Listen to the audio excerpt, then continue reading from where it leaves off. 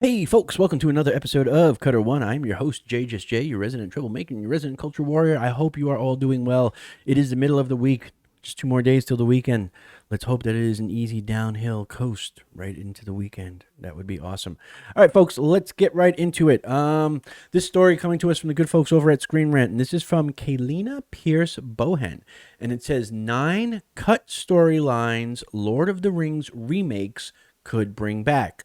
The new Lord of the Rings movies are set to come out, but if they remade Peter Jackson's trilogy, these specific storylines need to be put back in. All right, let's stop right there, okay? Because one thing I wanted to mention, and I've seen some other channels, I actually commented on one of them because they also were having to point this out. A lot of the mainstream media, right, what I refer to as the shill media, whatever, they keep saying that the Lord of the Rings remakes, right, that Warner Brothers is going to be remaking or rebooting the Lord of the Rings trilogy, i.e. Peter Jackson's trilogy, right? That is not what Warner Brothers and Newline said. What Warner Brothers and Newline said, what most people tend to forget, or some of these news outlets have seemed to willingly have forgotten or intentionally have forgotten, is that Warner Brothers said that Middle Earth was huge and that there was still plenty of new stories to explore, right? Which means what they're saying is they're going back to Middle Earth, but they're not going to be redoing the original trilogy. Now, some people say, well, all they have is the rights to the original trilogy and The Hobbit. Yes, and much like Amazon, they have the rights to the original trilogy, The Hobbit, and the appendices. So they are no more limited in what they can tell than Amazon is, right? So having said that, we see a lot of articles like this that are based on the premise that Warner Brothers and New Line are going to be redoing the original trilogy. And I don't think that's the case. I think we are going to get something different, like we saw we'll be seeing next April with the War of the Rohirrim. We're going to be getting new stories. So anyway, I just wanted to point that out because I see this a lot, and I know even other channels have had to point out to people that there is nothing set in stone that they have to just redo the Lord of the Rings films. They could make films about whatever they want as long as it's connected to those books and the appendices. All right, so let's get right back into it. 9 cut storylines Lord of the Rings remakes could bring back. New Lord of the Rings movies are set to come out, but if they remade Peter Jackson's trilogy, these specific storylines need to be put back in. It's been widely circulated that New Line Cinema and Warner Brothers will release an array of new Lord of the Rings movies to expand the franchise, but there are many cut storylines that could be brought back if Peter Jackson's trilogy was remade.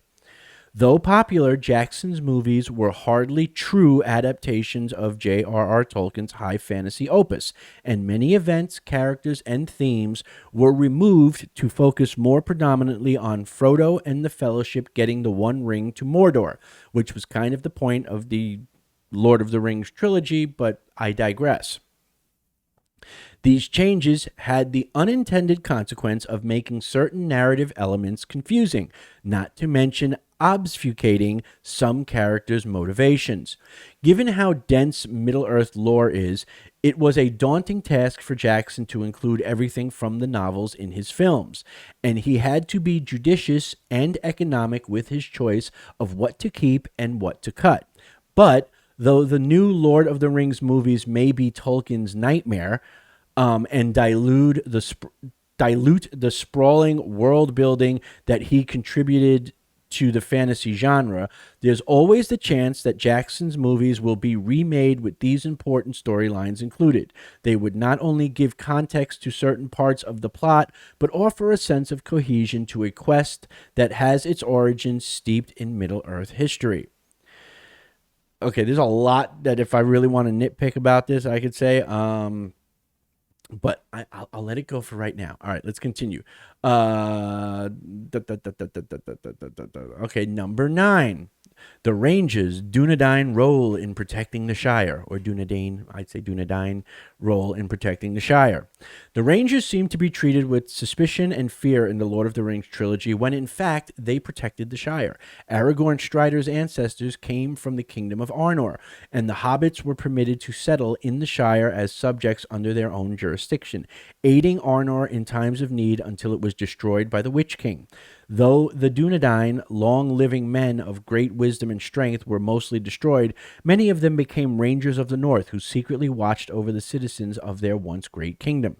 Aragorn's secret past and the pact between the rangers and hobbits would strengthen the bonds between the Shire and the North, when Aragorn eventually becomes king of a newly restored Arnor. The Shire feels very cut off from the rest of Middle-earth, perhaps to emphasize how much hobbits like to stick to themselves. But it's a shame that Jackson couldn't find a way to illustrate how much hobbits still adhere to the rules of Arnor, and why Strider and the others felt so compelled to help them, even before Frodo pledged to take the One Ring to Mordor. I can tell you why Miss Kalina Pierce Bohan. I can tell you why that didn't make it to the film, because from a filmmaking perspective, okay, I'm speaking as a filmmaker now. It's irrelevant to the Lord of the Rings, and I know as a Tolkien fan, you're like, what? You know, of course it's relevant, but understand as a filmmaker, and she even points it out, you have to decide what moves the story along and what doesn't. That doesn't mean that the stuff that doesn't isn't good. It just means that in a book, Tolkien can go and give you the backstory and take the time to give you the history and the hobbits and Arnor and the Rangers and how they all fit together. The film doesn't have that luxury. The film has to get you through the story of Frodo bringing the ring to Mount Doom. Okay? And so while I could understand wanting to see this, I think it would be really cool, like as a one-off film or something like that. I can also see why Jackson cut it from his films. So I would have to disagree with you, Kalina, on this one. I think it would make a good individual film to see something like that, but I don't like if they were going to remake Peter Jackson's trilogy, I don't see, because this does not propel the story along at all. At all. Anyway, I digress. Number 8, the full backstory of Numenor. While the main focus of Jackson's Lord of the Rings is the Fellowship taking the One Ring to Mordor and defeating Sauron, Tolkien's work alluded to the characters being caught up in the longtime feud between Sauron and the island kingdom of Numenor. The movies made Elrond look like a jerk for hating men, but the struggle explained the specific dynamic between men and elves, particularly emphasizing men's greater capacity for free choice, rather than simply being easily corruptible. Aragorn had Numenorian heritage, which was partially why he was favored by Denethor's father as advisor to Gondor under the name Thorongil, resulting in Denethor resenting yielding the throne. Due to his Numenorian ancestry granting him an exceptionally long lifespan, Aragorn had already fought against Sauron for decades before he ever joined the Fellowship, implying that he had more stake in Frodo getting the One Ring to Mordor than almost any of its members. In order to fully understand the scope of the struggle between Sauron, elves, and men, Numenor's backstory should at least be mentioned more than it is, particularly as it's some character's defining personality trait. Again, I'm going to come back to this because I think I see where Kalina is going with this article. And I'm reading it for the first time with you guys, but I think I see where she's going with this, and I'll mention it when we get to the end of it. But again, I'll mention this doesn't propel the Fellowship of the Ring story along at all. Now, I personally would love to see a trilogy of films that explain the fall of Numenor. I would love to see 3 films that have,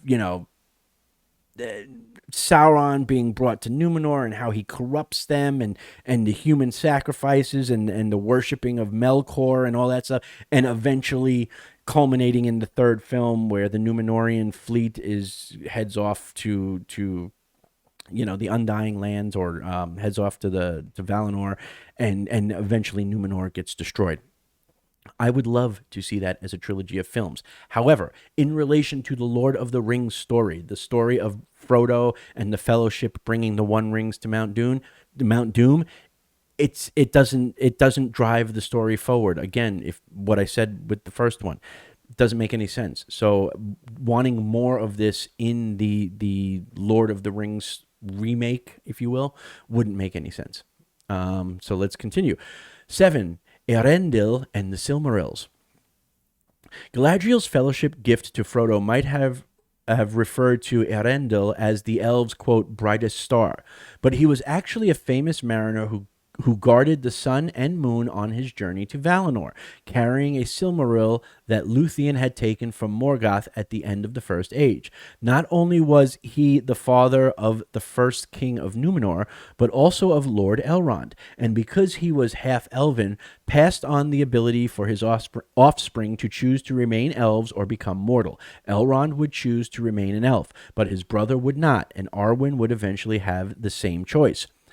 As such, a famous figure in elven mythology, Jackson's films reducing Eärendil's influence seem strange, but perhaps his history, as well as feature the Silmarils, was too difficult to explain. If the Lord of the Rings trilogy is ever remade, Eärendil's story will connect the Lord of the Rings to Rings of Power and illuminate how these precious jewels use the light of the two trees, while at the same time building that bond between the ages that makes Tolkien's stories feel so timeless. So much of Tolkien's works are intertwined and cyclical, particularly between the Silmarillion and the Lord of the Rings. Nah, Kalina, not letting you slide on this one. First of all, what I said also applies here. Eärendil's story and the Silmarils literally have almost no bearing on the Fellowship of the Ring and that whole story of Frodo bringing the ring to Mount Doom to destroy it. It is literally not relevant to that story. And I know, we're all Tolkien fans here, and I hate saying that, arguing against including more stuff, but I'm just saying as a filmmaker, again, I'm speaking as a filmmaker as well as a Tolkien fan. As a filmmaker, Kalina is pointing out all the things that absolutely, if you're looking at the screenplay for this film, you're taking a red pen to everything she's pointing out because it doesn't drive the story forward. Yes, as Tolkien fans, we would love an 8-hour version of Fellowship of the Rings, and then another 8-hour version of Two Towers, and then an 8-hour version of Return of the King. But you know what? Movie studios aren't going to do that, right? Because they know almost nobody except us Tolkien fans or fantasy fans are going to sit through it. They're looking for the mass market, right?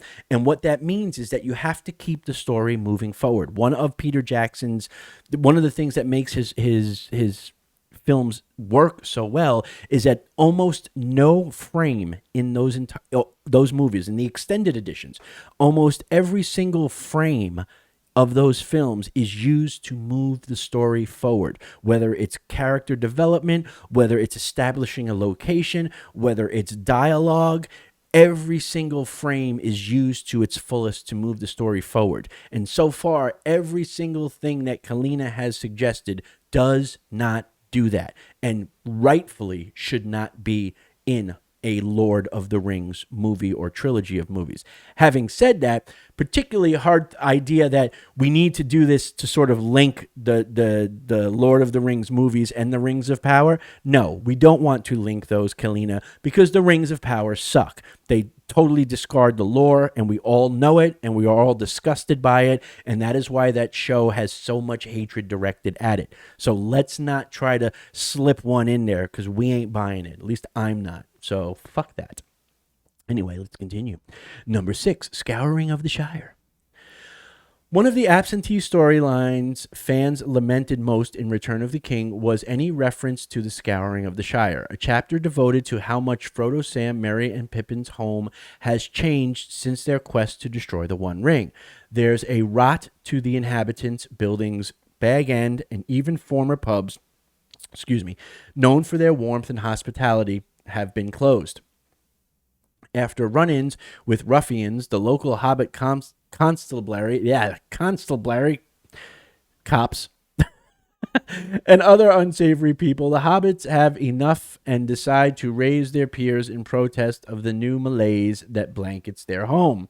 The Scouring of the Shire also includes an encounter with Saruman, whose mighty powers are gone, and Wormtongue, who only kills his master after the wizard tries to betray him to the hobbits.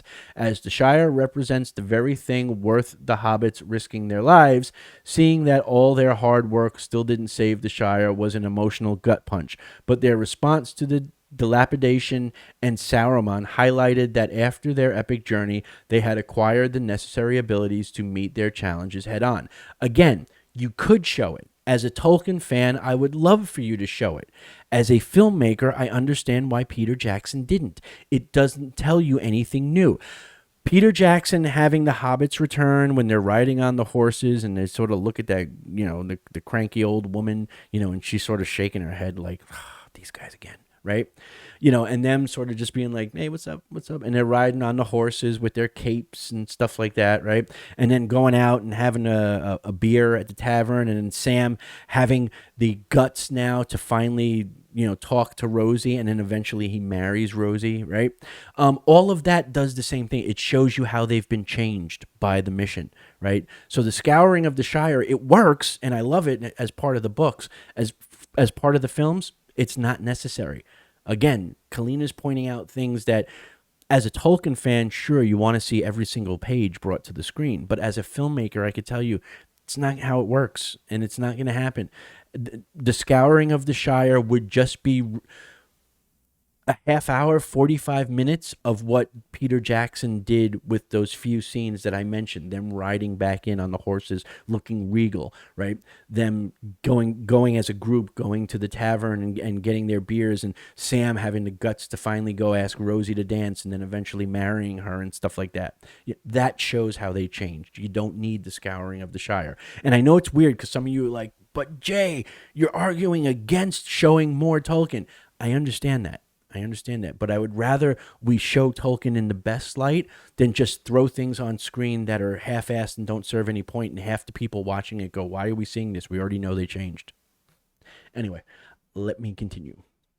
Number 5, the Battle for Bywater. The Battle for Bywater was important in the context of the War of the Ring as the very last military engagement, as well as the second and last battle fought in the Shire. This battle occurred just south of Hobbiton and resulted in the deaths of dozens of men and hobbits who sought to protect the Shire's West Farthing from Sauron's dark forces. Had the Dark Lord not been defeated during the war, the lands would have been covered in the great darkness, and orcs, who previously had no strongholds near the Shire, would have been able to freely take it over. For context, there are various other conflicts and skirmishes, such as the battles of Dale, Battle of Mirkwood, Battle of Lothlorien, and Battle of Dol Guldur, that are left out in the films, but Tolkien doesn't give them great detail in the text, so they don't need as much exposition.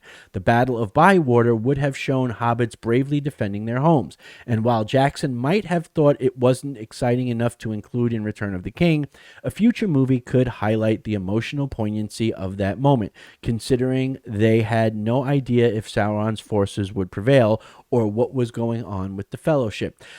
Okay, I will say that you make a compelling argument, Kalina, for this one, but again, is it important? Does it drive the overall story forward? That's what you can't lose sight of. That as a filmmaker, you can't lose sight of. That has to be the thing that keeps you, when it comes to what you're going to put in the film and what may ultimately be cut.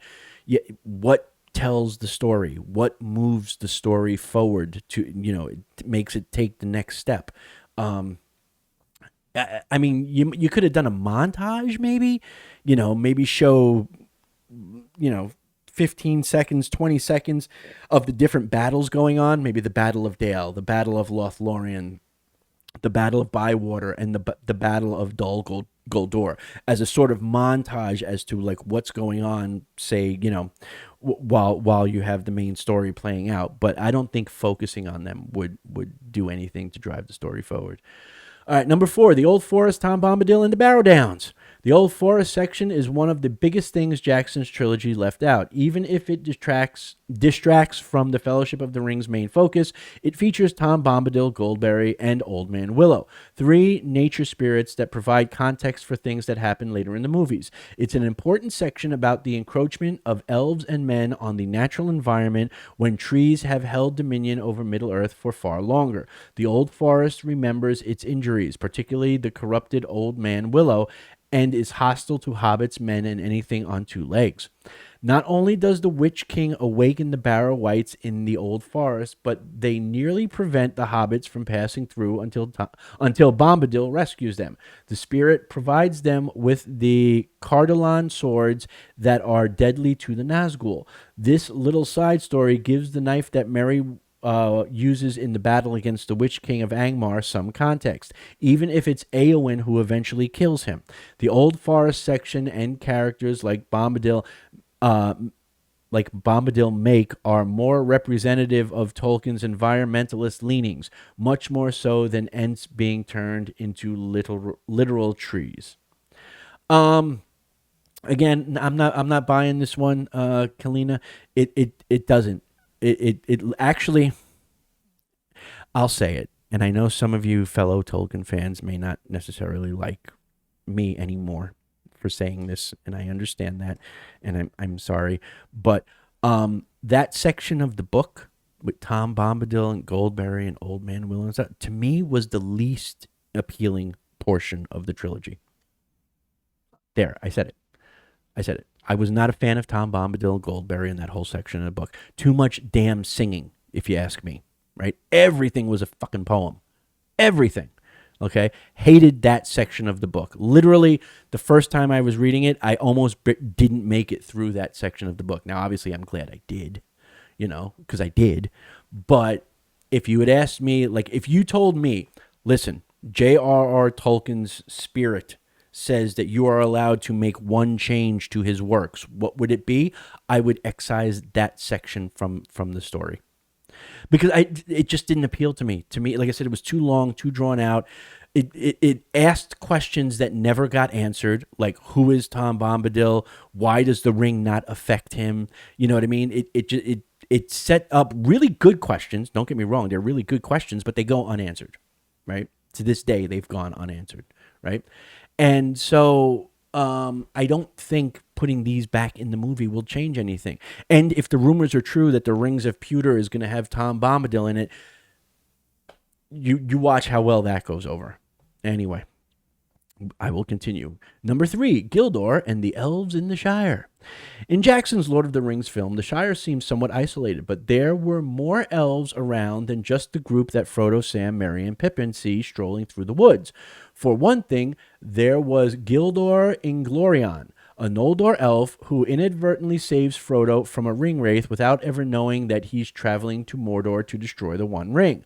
When Gildor encounters Frodo on the edge of the Shire, he's delighted to meet the nephew of his friend Bilbo Baggins and proves himself a convivial ally of the hobbits when he asks them to camp with him and his elven company. The Rings of Power already stand out from the Lord of the Rings movies by having Arondir approximate the relationship an elf like Gildor might have with a community different from his own in the Southlands, and showcase the integration that Jackson's films make so disparate.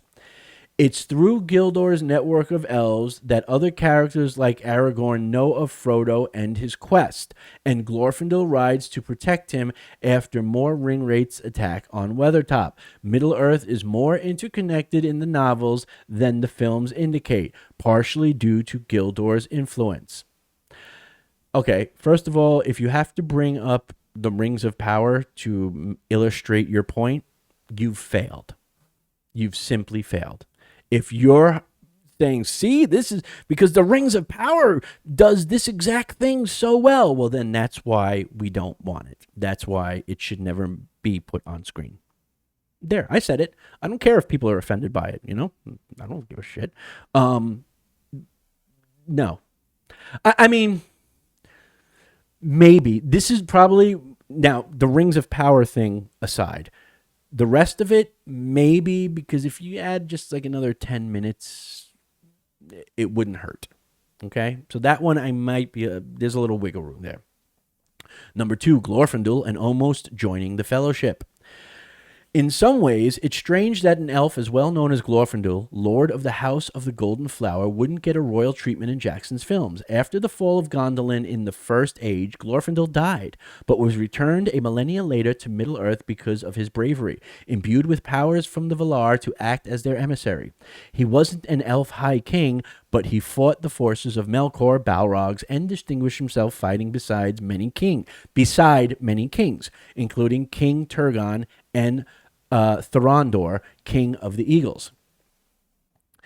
By the Third Age, Glorfindel resided in Rivendell and was an honored guest of Lord Elrond's. When he heard that Frodo was in peril, he found him near the last bridge and put him on his faithful horse Asfaloth to cross the ford of Bruennin.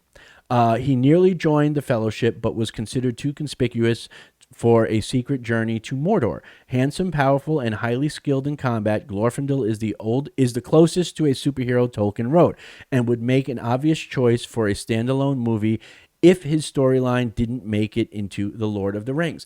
Okay, Kalina, I hate to break this to you, okay? And yes, every single one of us Tolkien fans would love to see Glorfindel, right, in film, okay? I personally would love to see him get his own films, okay? However, here's the thing. Peter Jackson did that so that they could give Arwen something to do.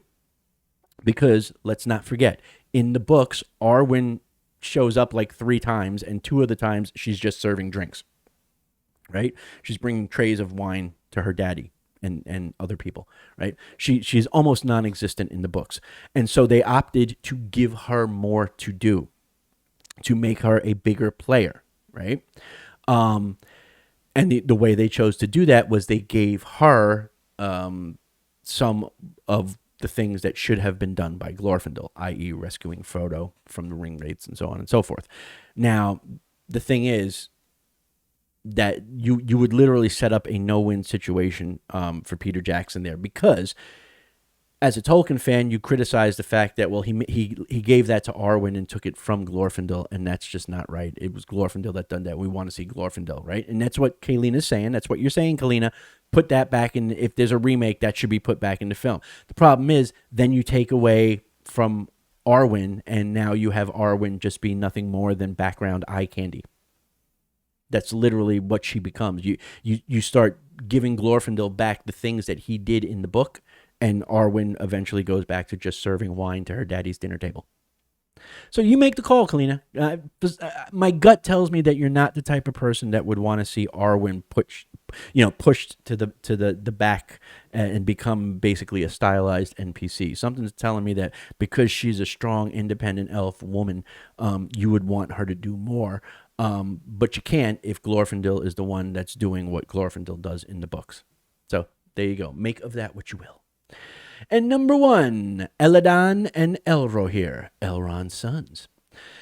Elladan and Elrohir are briefly seen in the background of the Fellowship of the Ring during scenes in Rivendell, but Jackson's trilogy mostly ignores them. Cutting Tom Bombadil might have made sense, it does.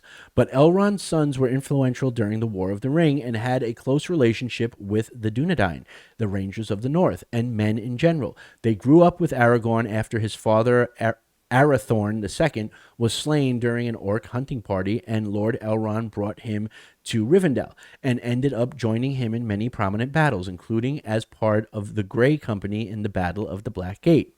While it's obvious that some characters couldn't be included in the Lord of the Rings movies because it would take too long to position them in the plot, Elrond's sons did a lot behind the scenes, such as scouting the landscape ahead to ensure that the Fellowship could travel safely. Including them would have shown that Elrond was invested in the journey to Mordor and trusted his sons to act as escorts, even if he seemed wildly preoccupied with his daughter's nuptials.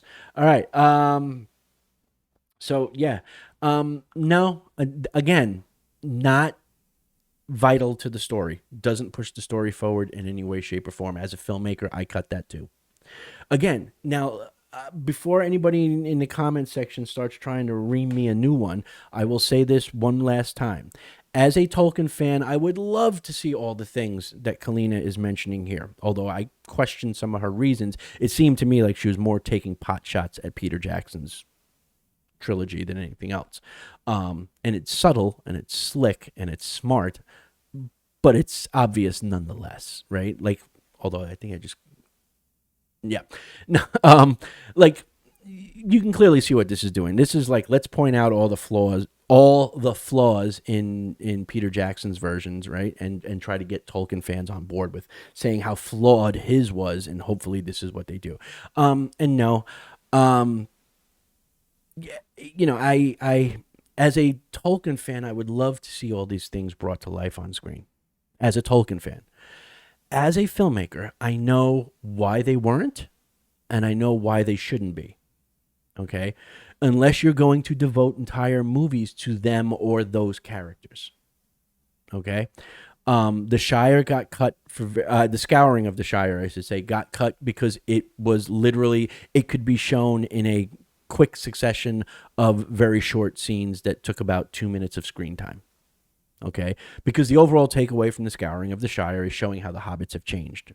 Okay, that was done effectively the way Peter Jackson did it. Same thing for all the other things, and again, if you want to give Glorfindel back his big moments of saving Frodo, etc., and stuff like that, well, then you're going to have to, Arwen isn't going to do those things anymore. So now Arwen is pushed to just a background character for almost the entirety of a new trilogy. Right? She's pretty much non-existent except for a few scenes where she's bringing wine to the table, while the menfolk talk. So, I don't know if you want to do that, Kalina. So, what I'm saying is that as a Tolkien fan, yes, I could understand wanting to see all these things brought to the screen. But as a filmmaker, I'm telling you, there are reasons why. Okay. And I agree with with Peter Jackson and the decisions that he made to cut some of these aspects of the films. Now, again, would I love 8-hour versions of each movie where we could put all of this stuff back in? Absolutely, I would love that, but it's not going to happen, okay? And again, all of this is based on the premise that Warner Brothers and New Line are going to reboot or remake the Lord of the Rings trilogy. And there is nothing in their statement that said that they were going to do that.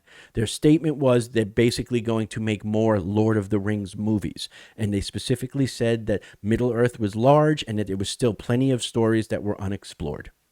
Okay, which tells me they have no intention of redoing Peter Jackson's films. So kind of this whole article becomes academic, to be honest with you. But I just wanted to point it out because it shows, if you don't know why filmmakers cut things out of their films, there's particular reasons. The main thing is, does it drive the story forward? If it does not drive the story forward, it does not need to be in the film. It is literally wasting frames and wasting time. Okay, and one of the things, despite whether or not modern Rings of Pewter fans like it or not, one of the things Peter Jackson got perfect with his films was that every single frame of those 3 movies, including the extended editions, moves the story forward. There is no wasted space and wasted time in those films. Okay, and that's one of the reasons why people love them so much. But anyway, that's going to do it. I've rambled way too long about this. I apologize for that one, guys. Let me know what you think down in the comment section below. What are some of the things you would like to see Warner Brothers New Line do in terms of new Lord of the Rings Middle-earth movies, right? Let me know what you guys would like to see, and even if you think it would be possible, right? It'd be an interesting conversation. All right, folks, that's going to do it for me. Remember to like the video if you like the video. Share the video out there if you choose to do so. It helps the channel, it helps us get seen, and it helps us with the YouTube algorithm. If you have not subscribed, I would hope that you would consider giving the channel your subscription, trying to get us to 1,000 subscribers by June 1st. That would be awesome, and it would make my year. So I can only do it with your help, and I would hope that you would choose to join the army of beautiful badasses as we hold the line for high fantasy, the professor, and his works. And if you are a returning subscriber, as always, thank you from the bottom of my heart. You guys and gals make this all worthwhile. That's going to do it for me for today. We're halfway there, folks. Middle of the week. We got, hopefully just an easy, we could put it in neutral and just sort of roll down the hill right into a nice weekend, hopefully. All right. Remember to check us out on Discord. I'll put the link down in the description below. And also check out the merch. I will put that link down in the description below as well. Until next time, folks, remember to be good, be awesome, be safe, but more importantly, stay more dorkish. Peace.